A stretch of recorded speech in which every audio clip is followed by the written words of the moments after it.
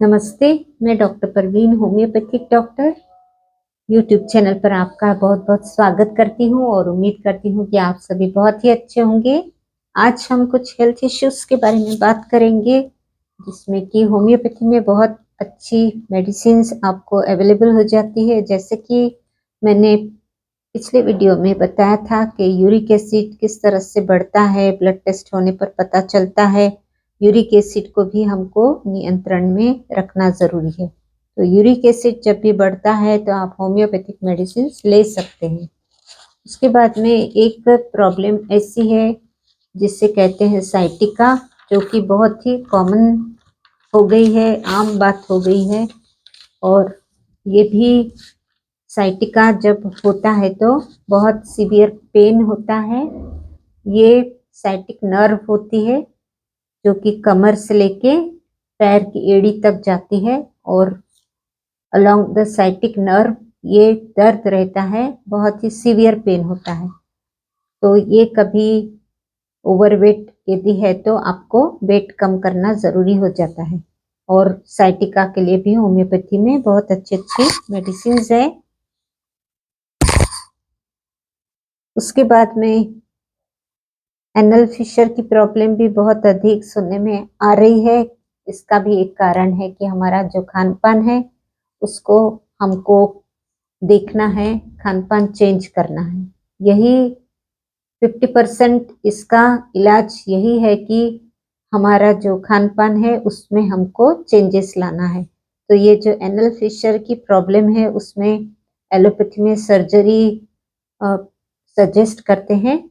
और कभी-कभी anal fissure का सर्जरी होने के बाद में भी ये फिर से हो जाता है, क्योंकि हम अपने खान-पान पर ध्यान नहीं देते, कॉन्स्टिपेशन रहता है, तो फिर से उसी लाइफ़स्टाइल के कारण फिर से ये बीमारी दोबारा हो जाती है। इसलिए बहुत अधिक ध्यान देने की ज़रूरत रहती है। होम्योपैथी में इसका इलाज हो जाता है। उसके बाद ये ल्यूकोरिया की प्रॉब्लम बहुत कॉमन हो गई है। तो ल्यूकोरिया की प्रॉब्लम भी महिलाओं में देखी जाती है। ल्यूकोरिया की प्रॉब्लम कभी-कभी जब लड़की एकदम यंग एज में है, जैसे कि 15-16 साल के एज में है, तभी ये प्रॉब्लम हो सकती है। या फिर मेनोपॉज़ में भी ये प्रॉब्लम होती है, प्रेगनेंसी में भी देखी जाती है। तो इस तरह के अलग-अलग जो महिलाओं में फ़ेजेस आते हैं, चेंजेस आते हैं उम्र के हिसाब से, उसमें ल्यूकोरिया की प्रॉब्लम हो सकती है। तो इसके लिए भी आप होम्योपैथिक मेडिसिन्स ले सकते हैं। उसके बाद में बीमारी आती है आईबीएस की। ये भी अभी बहुत सुनने में आती है। आईबीएस में भी लाइफ़स्टाइल को चेंज करना है और उसके साथ-साथ में मेडिसिन्स लेना है।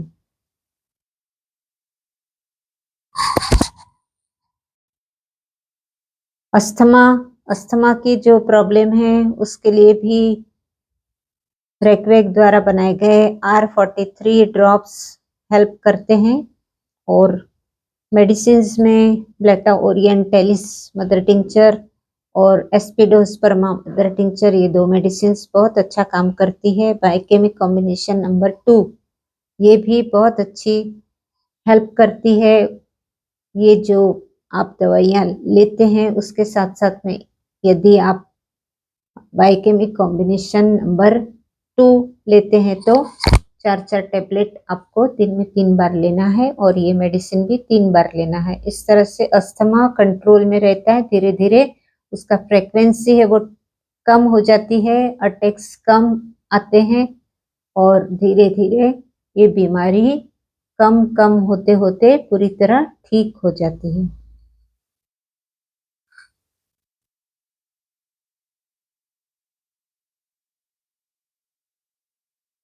उसके बाद में यदि आप देखते हैं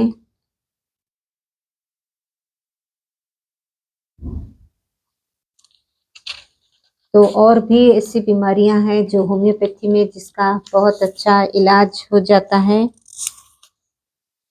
जैसे कि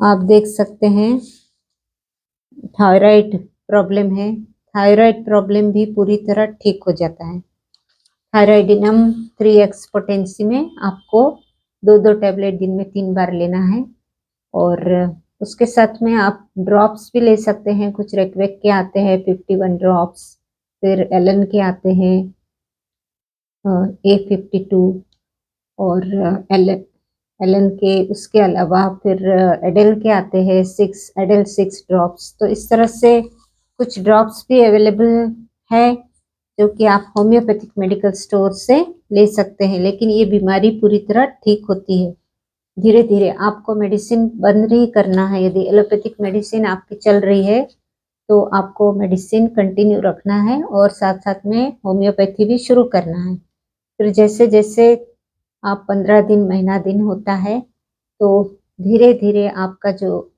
डोज है, एलोपैथिक डोज है, उसको धीरे धीरे कम करना है और फिर 3 महीने के बाद में आप चेक करवा सकते हैं और देख सकते हैं कि आपका थायराइड का फंक्शन कैसे चल रहा है। यदि वो नॉर्मल हो जाता है पूरी तरह, आपको एलोपैथिक मेडिसिन बंद करके इसको थोड़े दिन कंटिन्यू करना है और फिर उसको बंद कर सकते हैं। इस तरह से थायराइड की जो टैबलेट है वो पूरी तरह बंद हो सकती है। तो यही कुछ नॉलेज की बातें थी जो मैं बताना चाहती थी वीडियो के माध्यम से। बाकी तो वैसे बहुत ही लोग आज के समय में हेल्थ कॉन्शियस भी हो गए हैं और बहुत केयर ले रहे हैं, लेकिन फिर भी डॉक्टर होने के नाते आपको अवेयर करना, आपको जानकारी देना, ये हमारा कर्तव्य रहता है। इसलिए मैंने सोचा कि वीडियो बनाकर कुछ बातें आपको शेयर कर सकते हैं।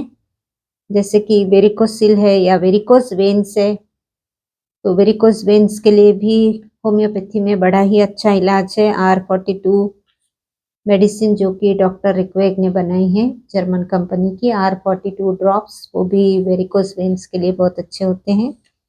और फिर अर्निका है, हेमामेलिस है, ये मेडिसिन भी बहुत अच्छा काम करती है।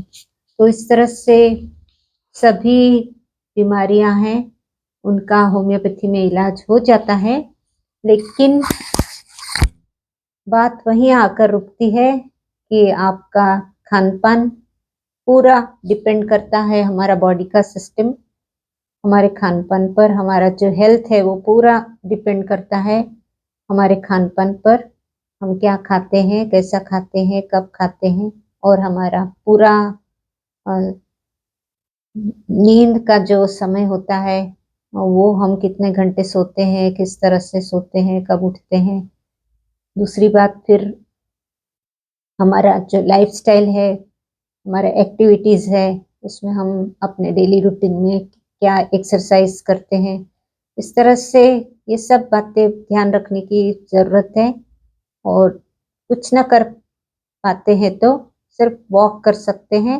वॉक से भी हमारे बॉडी बहुत हेल्दी रहती है। और सादा सिंपल घर का जो भी हम खाते हैं, भले ही घर में कुछ भी बने, पर घर का खाना ही होता है। तो यदि आप घर का ही खाना खाते हैं तो आप बहुत ही लकी पर्सन हैं।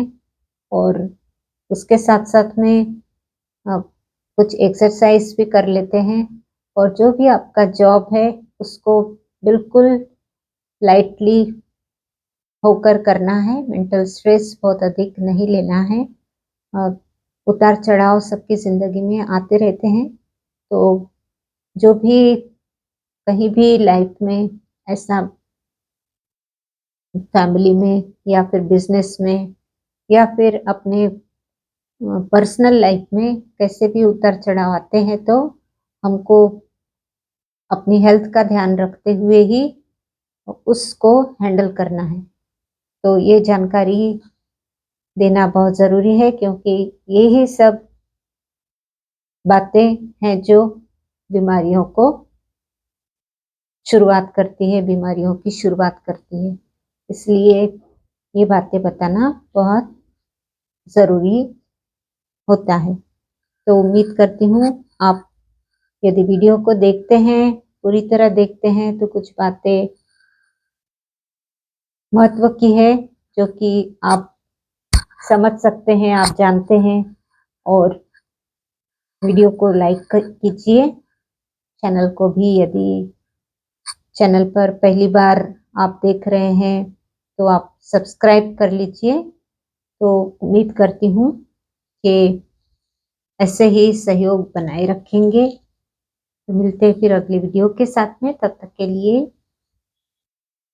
धन्यवाद।